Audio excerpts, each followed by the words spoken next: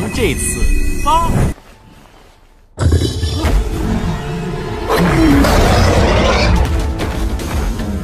大品零食，1次零食2次。金九宫没有服侍，他更。Halo semuanya, selamat datang di Ruang Sinema. Bagaimana kabar kalian semua? Semoga selalu sehat dan baik-baik saja. Sesuai jadwal, jadi pada hari ini kita akan kembali melanjutkan series Donghua yang berjudul King of Lust Cultivation, episode 11 sampai 15. Scene berlanjut di dalam gua batu. Nanggong Yuking bercerita kepada Wei Suo bahwa di hari sebelumnya ia pernah mengejar kupu-kupu dan kelabang tingkat 3 sampai masuk ke dalam gua batu. Namun alasan Nanggong Yuking memanggil Wei Suo bukanlah karena kupu-kupu dan kelabang itu, melainkan karena jamur giok awan yang ditemukan oleh Nanggong Yuking di gua batu. Roh artefak Gucci menjelaskan bahwa jamur giok awan ada suatu obat spiritual tingkat atas. Jika seorang monster memakan jamur itu, maka kekuatan monster itu akan meningkat 1 tingkatan. Selain itu, umur jamur giok awan kini juga sudah mulai dewasa. Jika tidak dipetik di waktu yang tepat, maka spiritualnya akan habis sia-sia dan akan melayu begitu saja. Setelah beberapa saat, Nanggong Yuking dan Wei Suo akhirnya berhasil tiba di tempat jamur giok awan berada, yang mana jamur giok awan itu nampak putih bersinar. Ketika Wei Suo melihat jamur giok awan itu untuk pertama kalinya, yang dia pikirkan oleh Wei Suo adalah jamur giok awan pasti akan menghasilkan banyak uang. Tanpa berpikir panjang lagi, Wei Suo pun bergegas untuk memetik jamur giok awan itu. Akan tetapi, Nanggong Yuking menyuruhnya agar tidak terburu-buru dan menunggu sampai jamur giok awan itu menjadi dewasa. Nanggong Yuking juga memberitahu kalau ada seekor monster tingkat 4 berupa burung roh angin yang menjaga jamur giok awan tersebut. Melihat kalau yang menjaga jamur giok awan adalah burung roh angin, Wei Suo menyadari bahwa jimat bola api yang dia miliki tidak akan cukup untuk menghadapinya.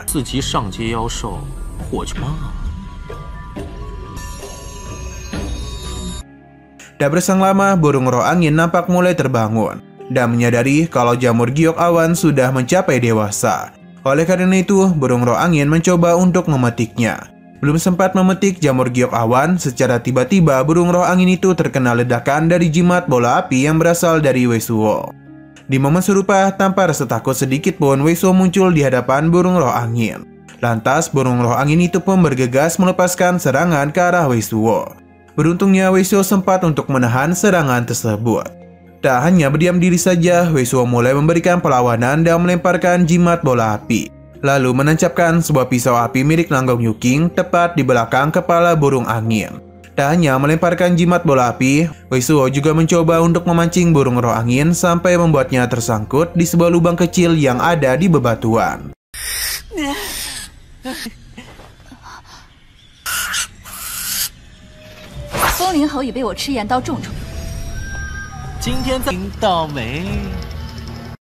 Setelah berhasil membuat burung roh angin tersangkut, Wei Suo segera melepaskan 2 jimat bola api ke arah burung roh angin. Hingga pada akhirnya burung roh angin itu pun meninggal. Selesai menghabisi burung roh angin, Nanggong Yuking berkata oleh karena jamur giok awan ada 2, maka Nanggong Yuking dan Wei Suo akan mendapatkan masing-masing 1 jamur. Sedangkan untuk burung roh angin, Nanggong Yuking akan mencoba menjualnya. Nanti hasilnya akan dibagi 2 dengan Wei Suo. Baru saja memetik jamur giok awan, tiba-tiba saja Wei Suo dikejutkan oleh kedatangan Han Weiwei, sehingga Wei Suo pun mencoba berpura-pura tidak mengenalinya. Tak hanya sendirian saja, kali ini Han Weiwei datang bersama seorang pria muda bernama Liu, yang diperintahkan oleh seorang senior Jia untuk menjaga Han Weiwei. Usut punya usut, Han Weiwei dan Liu Wei ini adalah rekan dari Nanggong Yuking, yang mana mereka bertiga sama-sama berasal dari Tija.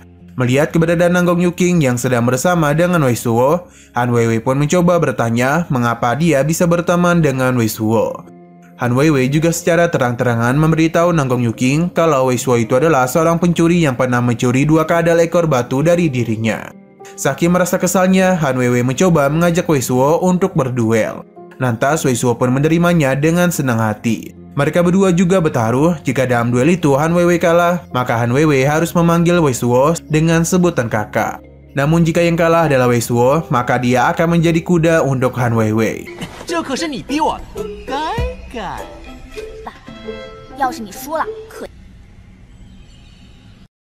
Sebelum bertarung, roh artefak Gucci sempat menyuruh Wei Suo untuk melihat ranah dari Han Weiwei, sehingga seketika Wei Suo menjadi sangat terkejut. ketika menyadari kalau Rana dari Han Weiwei adalah Defensea tingkat 5. Di waktu yang sama, Han Weiwei mulai mempersiapkan dirinya dan mengeluarkan sebuah harta pusaka berupa pedang emerald miliknya dari tas harta karun. Roh artefak suci memberitahu bahwasanya meskipun Han Weiwei menggunakan harta pusaka, tapi ia tidak akan dapat menggunakan kekuatan asli dari harta pusaka itu karena kultivasinya masih kurang. Tanpa banyak bicara lagi, Han Weiwei langsung melepaskan serangan kepadanya. Lantas Wei Suo pun bergegas menggunakan jimat pertahanan untuk menahan serangan Han Weiwei. Namun sayangnya jimat pertahanan itu sama sekali tidak kuat untuk menahan serangannya. Sehingga mau tak mau, Wei Suo terpaksa melemparkan jimat bola api ke arah Han Weiwei. Akan tetapi jimat bola api itu dapat mudah diatasi oleh Han Weiwei. Setelah mengatasi jimat bola api, dia kembali memberikan serangan beruntun kepada Wei Suo. Akibatnya Wei Suo hanya dapat menghindari serangan itu tanpa memberikan serangan balasan. Hingga pada akhirnya serangan dari Han Weiwei membuat Wei Suo terpental dan menghancurkan pertahanan dari Wei Suo. Ketika Wei Suo sudah benar-benar terluka akibat serangan dari Han Weiwei, Wei Suo pun mulai mengeluarkan harta pakaian ponik api.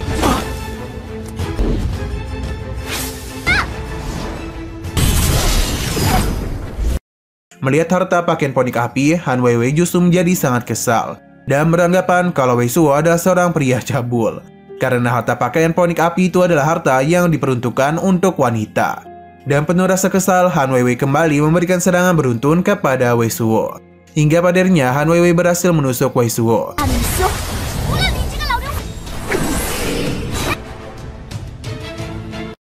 Hal demikian sontak membuat semua orang menjadi sangat terkejut, dan yang lebih mengejutkannya ternyata Han Weiwei hanya menusuk sosok ilusi dari Wei Suo. Tak berhenti sampai di situ, Han Weiwei langsung mencari keberadaan dari Wei Suo dan bergegas mengejarnya. Melihat Han Weiwei yang ingin menyerang dirinya, Wei Suo sama sekali tidak panik. Ia justru kembali menggunakan ilusi jimat cahaya fantasi yang memunculkan sebuah monster-monster babi yang berlari ke arah Han Weiwei. Akibatnya Han Weiwei menjadi begitu ketakutan dan fokusnya mulai teralihkan oleh para monster babi tersebut. Setelah ilusi dari monster babi itu menghilang, Wei Suo seketika menghilang dari hadapan Han Weiwei. Malahan Liu Wei dan Nanggong Yuqing pun muncul tepat di hadapannya. Nanggong Yuqing dan Liu Wei kemudian mencoba untuk menenangkan Han Weiwei dan memberitahu kalau Wei Suo sudah pergi menjauh. Lalu Nanggong Yuqing segera menyimpan burung roh angin dan harta pakaian fonik api ke dalam tas harta karunnya. 看在铁册的面子上，韩小姐，南宫姐姐，我是想拿去金玉阁拍卖。 Saat Nanggong Yuqing, Liu Wei dan Han Weiwei pergi dari gua batu, terungkaplah ternyata kalau Wei Suo masih berada di dalam gua batu, dan sebenarnya Nanggong Yuqing berusaha untuk menyelamatkan Wei Suo dan membawa Han Weiwei pergi dari sana. Setelah mereka bertiga pergi, roh artefak suci memberitahu bahwa tempat di mana tanaman jamur giok awan tumbuh biasa juga ada cairan batu spiritual. Cairan batu spiritual itu terdapat sebuah energi spiritual yang dapat menyatu dengan True Essence dengan seketika. Menurut roh artefak suci, cairan batu spiritual itu kemungkinan dapat membantu Wei Suo melakukan penerobosan. Untuk melakukannya, dia itu cukup membuat sebuah celah kecil pada tumpukan batu tempat cairan batu spiritual berada. Lalu dia menyerapnya. Di momen serupa, Wei Suo langsung melakukan penyerapan energi spiritual dari cairan batu spiritual.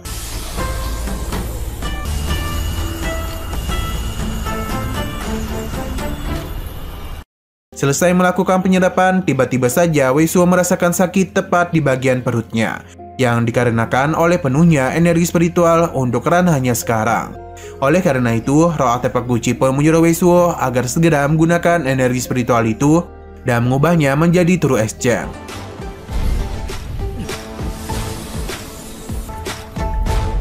Sementara itu di Pavilion Jinyu, terlihat pemilik Pavilion Jinyu yang sedang mengembalikan 2 butir telur kupu-kupu kepada Long Honglin. Yang mana telur kupu-kupu itu sempat digadaikan oleh Ling Honglin sebelumnya. Tak hanya 2 butir telur kupu-kupu saja, Long Honglin juga sempat mendapatkan sebuah slip giok pemberian dari Wei Suo yang berisi sebuah pesan.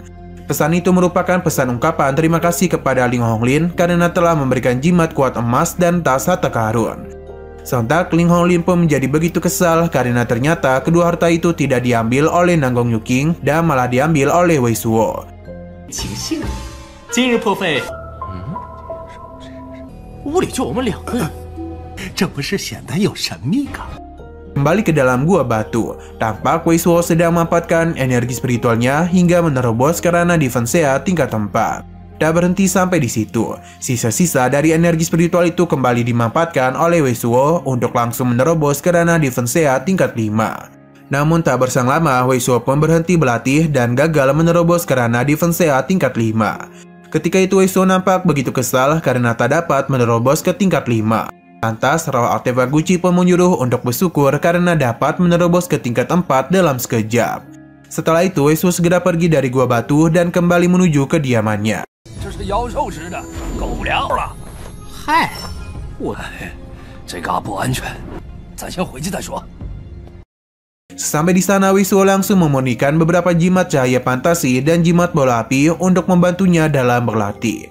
Saat Wei Suo sedang fokus memurnikan jimat, tiba-tiba saja roh artefak Gucci mencoba bertanya mengenai alasan mengapa akhir-akhir ini Wei Suo selalu ingin bepergian keluar dari kota Tiangxiong.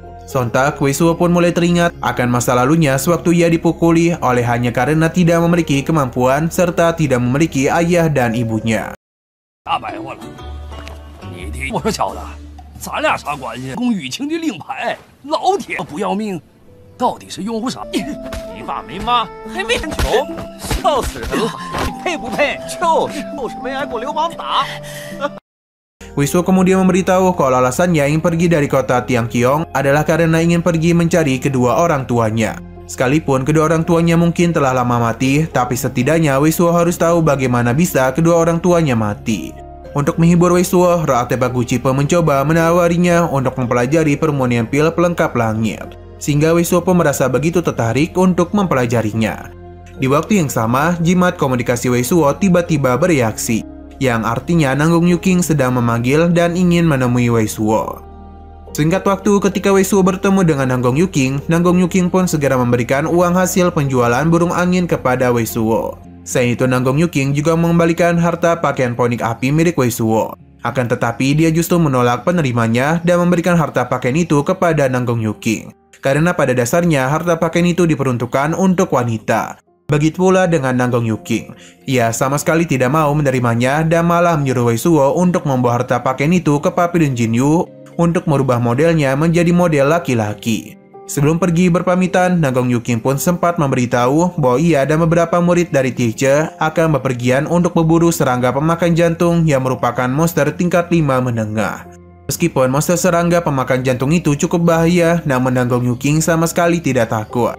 Karena ia sudah menyiapkan sebuah bubuk tulang binatang pospor. Merasa khawatir dengan Nanggong Yuking, Wei Suo pun memutuskan untuk memberikan 2 jimat cahaya fantasi kepadanya. Setelah memberikan 2 jimat cahaya fantasi, Wei Suo segera pergi ke salah satu rumah dagang Istana Yisen untuk mempersiapkan latihan pemunian pil pelengkap langit. 在一起打妖兽吧。只差一间有地火炉的房，肯定不心疼。 Sesampai di sana, Wei Suo langsung disambut oleh salah satu murid sekte Jianyi bernama Wang Xinzong. Lantas, Wei Suo pun memberitahu kalau ia ingin menyewa salah satu tempat tinggal yang memiliki sebuah perapian atau tungku. Wang Jingyong menjelaskan bahwa mereka masih memiliki 2 tempat tinggal yang tersisa. Tempat tinggal pertama dilengkapi dengan ladang spiritual yang dihargai senilai 80 batu spiritual untuk sebulan. Sedangkan tempat tinggal yang kedua berada di bawah ladang spiritual dan harga senilai 50 batu spiritual untuk sebulan.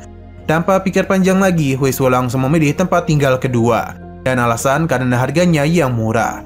Di momen serupa, tiba-tiba saja datanglah seorang pemuda senior yang juga ingin menyewa tempat tinggal yang sama dengan Wei Suo. Melihat senior itu, sontak Wei Suo menjadi tak terima dan mencoba untuk menantangnya. Akan tetapi, seketika Wei Suo mengurungkan niatnya setelah melihat ranah dari seniornya itu, yang telah mencapai mikrokosmik orbit. Alhasil, mau tak mau Wei Suo pun terus mengalah dan memberikan slot tempat tinggal 50 batu spiritual itu kepada senior tersebut. Oleh karena slot tempat tinggal 50 batu spiritual telah diserahkan kepada orang lain, Wei Suo pun memutuskan untuk pergi dari rumah dagang Istana Yisen karena ia tak ingin menyewa tempat tinggal 80 batu spiritual. 便可进入，周天境而已。今天这天气还真不错，真是。 识时务者为俊杰是不？哎，50零食的住所没有了，下次一定。哎，想花钱？啥玩意儿啊？ Singkat cerita, Wei Suo terlihat tiba di sebuah pasar dan di sana roh artefak suci sempat dikejutkan oleh sebuah jimat pasir hisap yang ternyata berguna untuk melawan monster air. Selain itu juga ada jimat awan terbang tingkat 2 dan juga pil es berduri liar. Melihat benda-benda berharga itu, roh artefak suci pun menjadi begitu tertarik dan langsung menyuruh Wei Suo agar membeli semuanya.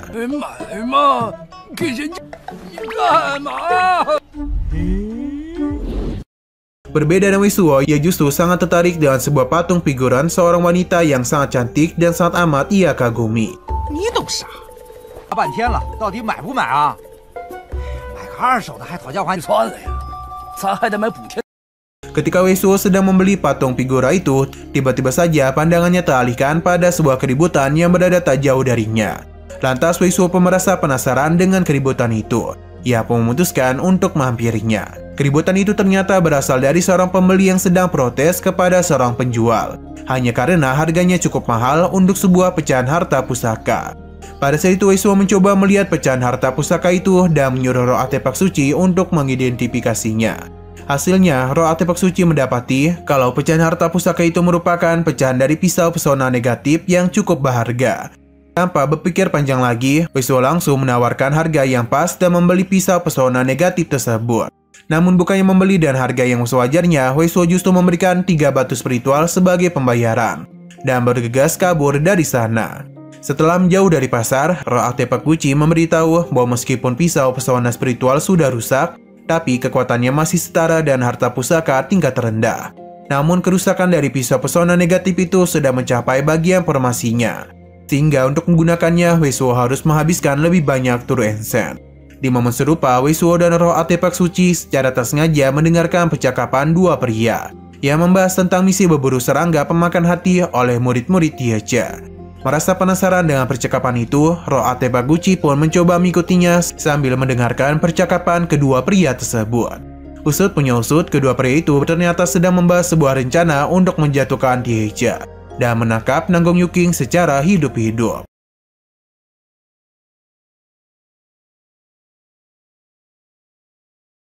Menyadari hal demikian, Wei Suo pun memutuskan untuk ikut campur dalam masalah itu demi menyelamatkan Nanggong Yuking. Sebelum itu, Wei Suo pun mencoba untuk menyiapkan persenjataan terlebih dahulu dan pergi ke Pavilion Jinyu. Sesampainya di Pavilion Jinyu, Wei Suo segera meminta kepada pemilik pavilion untuk merubah model harta pakaian ponik api menjadi pakaian laki-laki dan menyiapkan beberapa bahan pembuatan jimat. Oleh karena Wei Suo tidak memiliki cukup uang untuk membayar perubahan pada harta ponik api, ia pun memutuskan untuk menggadaikan benda-benda miliknya, seperti jamur giok awan dan kuas jimat emas. Dalam 3 hari ke depan, Wei Suo akan kembali ke pavilion untuk menebus benda-benda yang ia gadaikan tersebut. Pemilik pavilion memberitahu bahwa Wei Suo akan mendapatkan 3.000 batu spiritual untuk penggadaiannya itu. Selain itu, pemilik pavilion juga memberitahu kalau ia dapat saja menyiapkan seluruh bahan yang diminta oleh Wei Suo. Akan tetapi yang menjadi masalah adalah model harta pakaian poni, karena seluruh stok bubuk tulang dari hewan postor sudah habis dan diboking oleh seseorang pada 3 hari yang lalu. Mendengar perkataan dari pemilik pavilion, Wei Suo pun langsung mencurigai dua pria yang sudah berpapasan dengan dirinya. Karena Pavilion Jinyu tidak dapat mengubah model harta pakaian ponik api, Wei Suo pun memilih untuk menghemat waktunya dan pergi menyusul Nanggong Yuking. Masih berada di kota Lingyu, di dalam perjalanannya Wei Suo secara tak sengaja bertemu dan Yu Guwei dan Yi Xiaojang. Pada saat itu, Wei Suo memberitahu bahwa Nanggong Yuking sedang berada di pegunungan Xingfang dan kini sedang dalam bahaya. Mendengar ucapan Wei Suo, Yi Xiaojang dan Yu Guwei pun memutuskan untuk ikut bersamanya ke pegunungan Xingfang. 韦兄弟，你这是？韦兄弟果然仗义。有人要在清风岭对付南宫。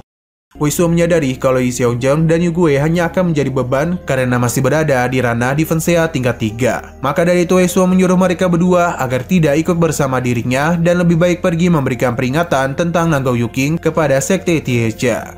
Tanpa berlama-lama lagi, mereka bertiga langsung berpisah, yang mana Yi Guwei dan Yi Xiaojang pergi ke Sekte Tiecha. Sedangkan Wei Suo akan pergi ke pegunungan Xingfang. Di momen serupa, tak jauh dari sana terlihatlah seorang pria tua yang kita sebut saja dengan nama Yuan Ji. Diam-diam membututi Wei Suo. Singkat waktu, Wei Suo akhirnya sampai di pegunungan Xingfang, dan sesampai di sana ia sempat bertemu dengan seorang penjaga pegunungan Xingfang. Lantas Wei Suo pun mencoba bertanya kepada penjaga itu, apakah ia pernah melihat orang-orang dari Tiecha. Namun sayangnya penjaga itu sama sekali tidak melihatnya. Tanpa banyak bertanya lagi, Wei Suo pun langsung pergi berlari menyusuri pegunungan mencari Nanggong Yuking. Tak lama setelah Wei Suo pergi, nampak Yuan Ju yang baru saja tiba dan langsung pergi menyusul Wei Suo. 就一看阵法，我真竟有一群废物！打工人嘛，上不下去了。 Sementara Wei Suo nampak sedang merasakan kalau ada seseorang yang datang mengikutinya. Oleh karena itu Wei Suo mencoba untuk bersembunyi dan diam-diam mengintai Yuan Ji yang mengikutinya. Ketika melihat Yuan Ji itu, Wei Suo menyadari bahwa Yuan Ji setidaknya berada di ranah mikrokosmik orbit tingkat 1. Selain itu, Wei Suo juga dikejutkan karena ternyata pria itu sedang mencari keberadaan dirinya. 看着不像铁测的人，魏的小子应该走。白的。 Pada saat itu, Yuan Ji mulai menggunakan peliharaan ular yang bernama Xiao Qing untuk mencium dan mencari jejak Wei Suo. Setelah mencari jejak Wei Suo, Xiao Qing perlahan-lahan menemukan keberadaannya yang sedang bersembunyi di balik pohon. Melihat Xiao Qing yang mulai mendekati dirinya, Wei Suo pun bergegas menggunakan ilusi jimat cahaya fantasi untuk mengecoh Yuan Ji tersebut. Alhasil, ilusi dari Wei Suo benar-benar berhasil mengecohnya, sehingga Wei Suo memiliki kesempatan untuk pergi menjauh sejauh-jauhnya. Meskipun begitu, Yuan Ji masih mampu mengejar Wei Suo sampai membuatnya benar-benar kewalahan. Hingga pada akhirnya Wei Suo terpaksa untuk masuk ke dalam sebuah gua bawah tanah.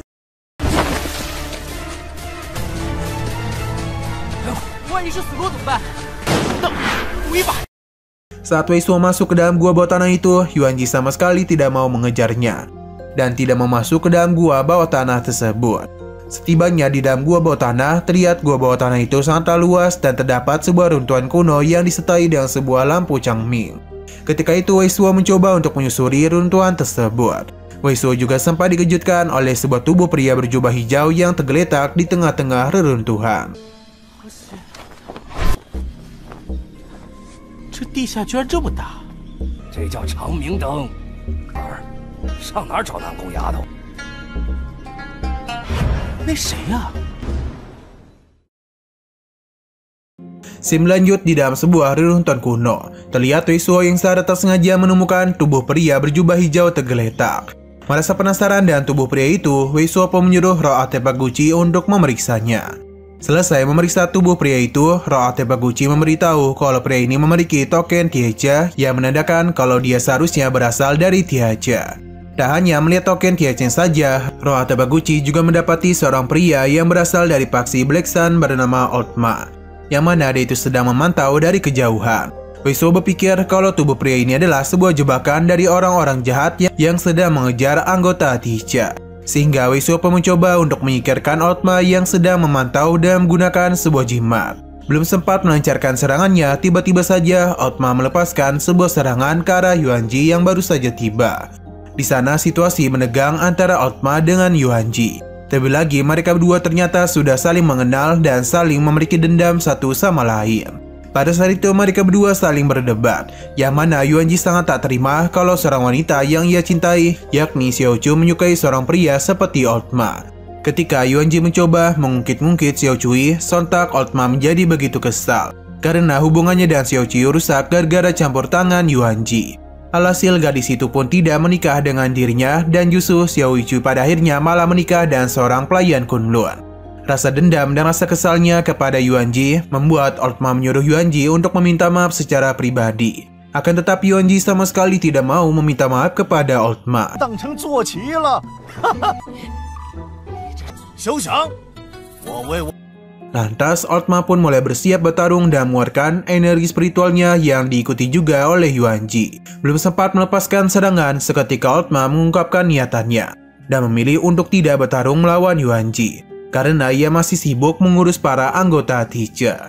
Mendengar ucapan dari Old Ma, Yuan Ji pun mencoba mengajak Yuan Ji untuk bekerjasama karena Yuan Ji ternyata diperintahkan oleh seorang tuan muda untuk menanggap Nanggong Yuking hidup-hidup. Oleh karena Old Ma masih belum memiliki laporan bulanan untuk penilaian kinerjanya di Black Sun, Old Ma pun setuju untuk bekerjasama dengan Yuan Ji mengincar anggota Tiacha. Menyadari mereka berdua juga ingin bekerjasama, Wei Suo pun tidak tinggal diam saja. Ia kemudian langsung muncul di hadapan Old Ma dan Yuan Ji. Pada saat itu, Wei Suo mencoba berpura-pura menjadi rekan dari Old Ma kalau ia akan membantu Old Ma untuk menyingkirkan Yuan Ji. Sontak hal demikian membuat Yuan Ji menjadi begitu was-was dan bergegas menjauhi Old Ma sambil mengatakan kalau Old Ma adalah seorang pengkhianat. 而且这次计很少，你们把握不是更？你又不负尊主委和，可就稳了。的月报我还没。宗门修士好像周报甚至日报呢。马修，小弟帮你收。 Tanpa berpikir panjang lagi, Yuanji mulai mengeluarkan energi spiritualnya dan segera menyuruh ular Xiaoqing untuk menyerang Old Ma. Tak tinggal diam saja, Old Ma pun bergegas menahan serangan dari Xiaoling, lalu memberikan serang balasan berupa pedang bayangan naga. Sewaktu mereka berdua sedang bertarung sengit, Wei Suo langsung memanfaatkan kesempatan itu untuk menghancurkan penglihatan mereka dengan sebuah jimat matahari. Tak berhenti sampai di situ, Wei Suo melanjutkan serangannya dan menggunakan pisau pesona negatif. Hingga padernya Yuanji dan Old Ma pun meninggoy dalam sekejap. 不打一声就用日灼宝符，正好试试这个。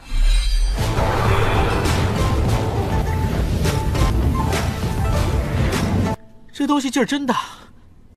Selepas mengalahkan Yuanji dan Old Ma, Wei Suo pun segera mengambil barang-barang milik mereka berdua, seperti pil Marquis, labu Xinghong, slip giok, dan serbuk tulang monster Bailing. 一颗下去，当场可以释放乙木之气，似乎是不知道南宫雨晴。老马那边 Di sisi lain terlihat Nanggong Yuking dan teman-temannya yang sedang dikepung oleh puluhan zombie. Sehingga mau tak mau Nanggong Yuking dan teman-temannya harus menyerang zombie-zombie tersebut.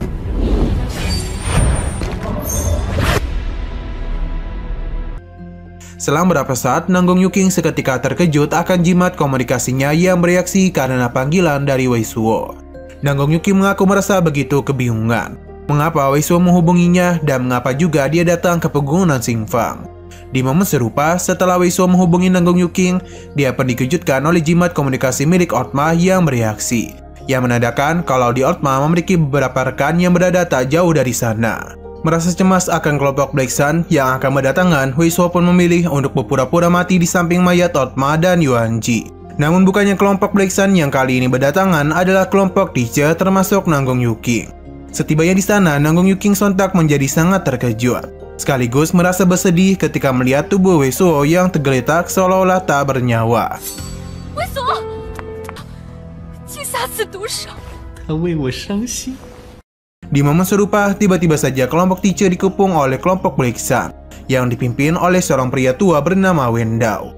Kedatangan kelompok Black Sun ini membuat Wei Suo berhenti berpura-pura mati dan langsung menyuruh Nanggong Yuking dan yang lainnya agar bersiap-siap untuk menutup matanya.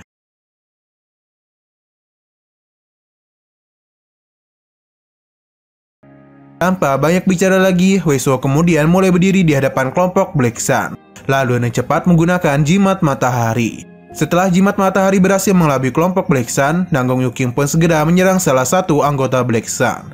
Kemudian mereka pun berbondong-bondong bergegas melarikan diri. Begitu pula dengan Wei Suo. Sebelum pergi melarikan diri, dia juga sempat mencoba untuk menyerang Wen Dao. Namun serangannya meleset dan malah mengenai salah satu anggota Black Sun.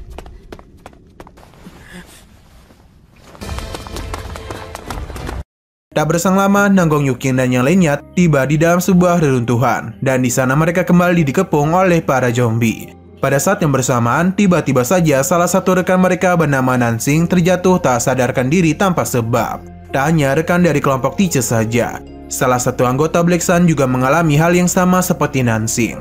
Usut punya usut, kedua orang itu ternyata terkena sebuah serangan 3 serangga pemakan jantung yang bersembunyi di area langit-langit. Keberadaan para zombie, kelompok Black Sun, dan serangga pemakan jantung itu membuat keadaan semakin chaos dan benar-benar membuat kelompok teacher begitu tertekan.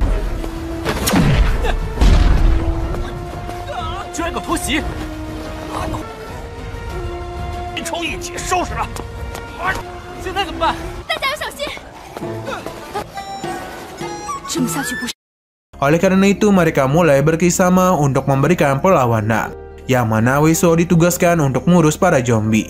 Sedangkan Nanggong Yuking dan rekan-rekannya bernama Danbing akan melawan serangga pemakan jantung. Tanpa berlama-lama lagi, Nanggong Yuking pun mulai memberikan serangan ke salah satu serangga pemakan jantung, dan disusul juga oleh Nan Lanbing. Hingga padernya mereka berhasil menghabisi serangga pemakan jantung tersebut.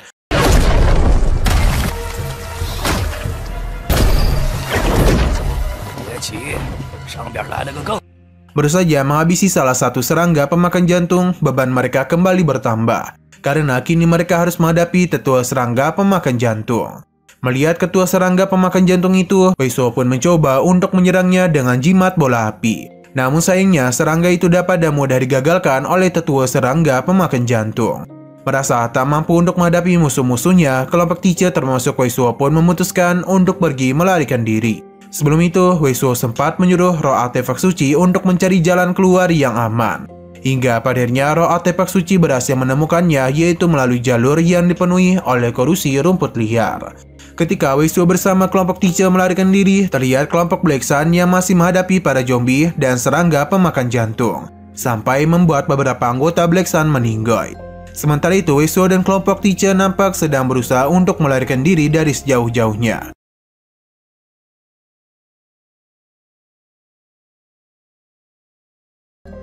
Beberapa saat kemudian, tiba-tiba saja Wei Suo berhenti dan diikuti juga oleh kelompok Tice. Bukan tanpa sebab, Wei Suo mengaku begitu terheran-heran mengapa kelompok Black Sun sama sekali tidak mengejar mereka. Di waktu yang sama, pertanyaan itu terjawab oleh Wen Dao sendiri. Alasan Wen Dao tidak memimpin kelompoknya untuk mengejar kelompok Tice adalah karena kelompok Tice sekarang sedang berlari ke arah kediaman kuning, yang merupakan sarang serangga pemakan jantung. Selain itu, kini tetua serangga pemakan jantung juga sedang mengejar kelompok Tice. Jadi sudah dapat dipastikan kalau kelompok Tice kini sedang dalam bahaya. Kembali ke kelompok Tice, di sana terlihat mereka yang tiba-tiba saja dihadang oleh segerombolan zombie. Tak tinggal diam saja, kelompok Tice pun segera bersama-sama langsung menyerang zombie-zombie tersebut. Di tengah pertarungan mereka melawan zombie, secara mengejutkan salah satu anggota Tice terkena serangan misterius. Hal demikian membuat kelompok Tice menjadi begitu was-was, karena serangan misterius itu ternyata berasal dari tetua serangga pemakan jantung. Melihat keberadaan tetua serangga pemakan jantung itu, Wei Suo pun mulai mengeluarkan pisau pesona negatifnya, lalu dan cepat menyerang ke arah tetua serangga pemakan jantung.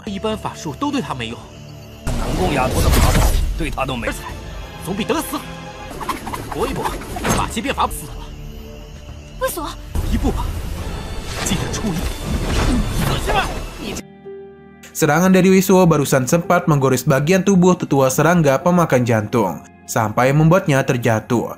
Meskipun begitu, tetua serangga pemakan jantung sama sekali tidak terluka dan memberikan serangan balasan kepada Wei Suo. Hingga pada akhirnya serangan itu membuat Wei Suo tak dapat bergerak dan tak dapat berbicara. Tak berdiam diri saja, Nanggong Yuking, Nanan Bing, dan Yu pun mulai bergerak menyerang tetua serangga pemakan jantung dan bergegas menyelamatkan Wei Suo sambil melarikan diri sejauh-jauhnya.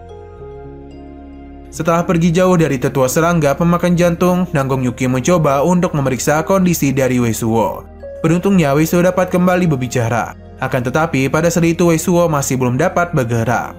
Selain itu Wei Suo juga merasa bersyukur karena sempat meminjamkan pisau cahaya kepada Nanan Bing dan tameng kura-kura hitam kepada Liu. Tanpa bantuan dari mereka, Wei Suo sudah dapat dipastikan meninggoy di tangan tetua serangga pemakan jantung. Wei Suo kemudian mencoba bertanya racun apa yang sebenarnya digunakan oleh tetua serangga pemakan jantung, sampai membuat Wei Suo tak dapat bergerak sama sekali. Bahwa serangan dari tetua serangga pemakan jantung itu merupakan serangan yang menyerang kesadaran jiwa. Serangan itu ternyata dapat menghentikan kesadaran jiwa seorang kultivator dan memotong semua kemampuan bergeraknya.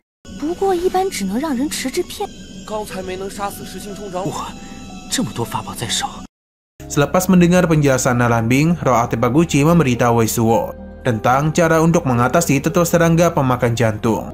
Menurut roh artefak suci, tetua serangga pemakan jantung sangat tergantung pada napas untuk merasakan sesuatu.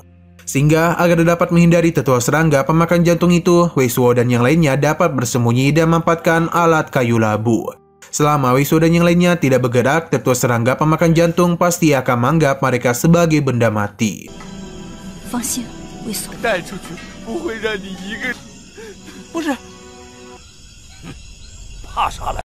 Di saat sedang memikirkan cara untuk menghindari tetua serangga pemakan jantung, secara mengejutkan, mereka kedatangan seorang tamu, yaitu Wen Dao dan bawahannya yang bernama Sun. 金虫长老居然没杀了你，自动手了。 Baru saja datang, Wen Dao langsung memberikan serangan ke arah Nanggong Yuking. Akan tetapi serangan itu tiba-tiba saja diblokir oleh Wei Suo.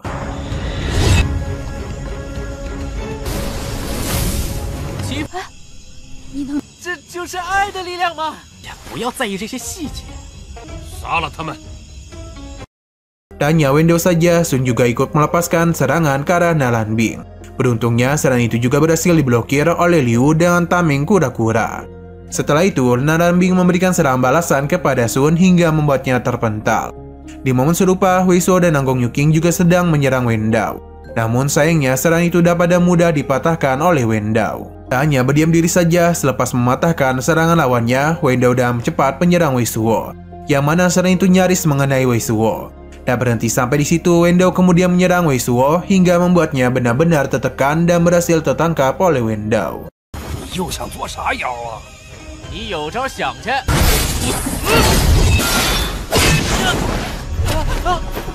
Pada saat itu, Wei Suo hanya berpura-pura tertekan dan berakting seolah-olah tidak dapat memberikan perlawanan.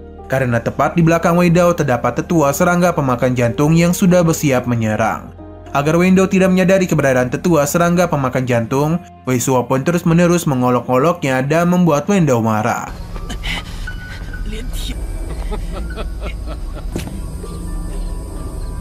Bukannya menyerang ke arah Wen Dao, tetua serangga pemakan jantung justru menyerang Sun sampai membuatnya meninggoy.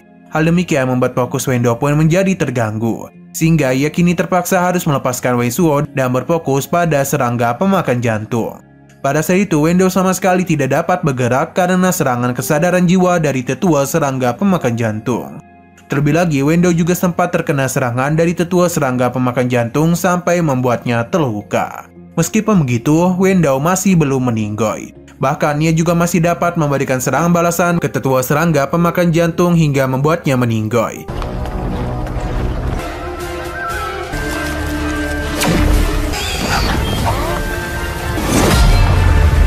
Setelah menyerang tetua serangga pemakan jantung, Wen Dao seketika nampak lemas dan tak berdaya lagi. Namun ketika itu Wen Dao ternyata hanya berpura-pura saja, dengan tujuan untuk memancing Wei Suo. Akibatnya Wei Suo benar-benar terpancing dan Wen Dao dapat menyerangnya. Di momen serupa, belum sempat menyerang Wei Suo, tiba-tiba saja muncullah serangan dari salah satu anggota Teacher yang mencoba menyelamatkan Wei Suo. Tak berhenti sampai di situ, Liu juga ikut memberikan serangan lanjutan kepada Wen Dao, hingga pada akhirnya dia pun benar-benar meninggoy dan tak bernyawa. Di waktu yang sama, secara tiba-tiba salah satu serangga pemakan jantung mencoba menyerang salah satu anggota Teacher. Menyadari hal demikian, Wei Suo pun bergegas untuk menyelamatkannya dan melemparkan sebuah pil peledak tepat ke dalam mulut serangga pemakan jantung. Singkat waktu, Wei Suo dan para anggota Teacher pun mulai pergi keluar dari dalam gua pegunungan Xingfang. Sesudah keluar dari sana, nampak Nanlanbing yang sedang berterima kasih kepada Wei Suo karena telah memberikan mereka bantuan. Sebagai rasa terima kasihnya, Nanlanbing memberikan beberapa telur serangga pemakan jantung dan juga beberapa batu spiritual kepada Wei Suo. Setelah pergi dari pegunungan Xingfang, Wei Suo kembali menghampiri penyewaan rumah di istana Yinshan.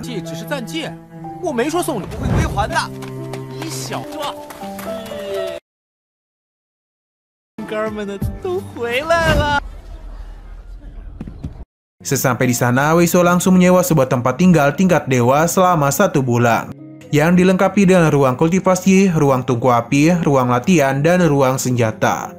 Selain itu, tempat tinggal tingkat dewa memiliki sebuah tanaman obat, tanaman spiritual, tanaman buah spiritual, dan kolam pemandian air panas. Dan juga memiliki keamanan dan privasi yang sangat ketat, karena ada beberapa murid yang berpatroli menjaga kediaman tersebut. Tanpa berlama-lama lagi, Wei Suo pun langsung pergi menuju kediaman tingkat dewa itu. Namun sebelum masuk ke sana, Wei Suo sempat secara tak sengaja bertemu dengan Nanggong Yuking. Oleh karena itu, tanpa pikir panjang lagi, Wei Suo segera menarik Nanggong Yuking dan membawanya masuk ke dalam kediaman yang ia sewa.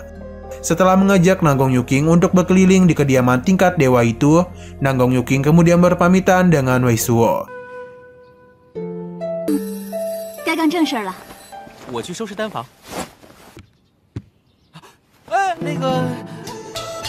多了，追星嘛，再见。 Sebelum pergi jauh, Wei Suo sempat berteriak mengatakan sebuah ajakan kepada Nanggong Yuking untuk mandi bersama di kediaman tingkat dewa itu. Di waktu yang sama, seketika Wei Suo dikejutkan oleh kedatangan Han Weiwei yang mengatakan kalau Wei Suo ada seorang pria mesum yang ingin mengganggu Nanggong Yuking. Nah, sayang sekali episode pada hari ini pun harus bersambung dulu. Oke, sekian dulu pada video kali ini. Untuk video selanjutnya akan segera hadir. Jadi bagi kalian yang ingin mengikuti series ini, langsung saja klik subscribe dan aktifkan loncengnya. Terima kasih yang sudah menonton video sampai habis. Jika kalian suka pada video ini, klik like dan share ke teman-teman kalian tentang channel ini. Dan ditunggu aja kelanjutannya. Oke, sampai jumpa di video selanjutnya.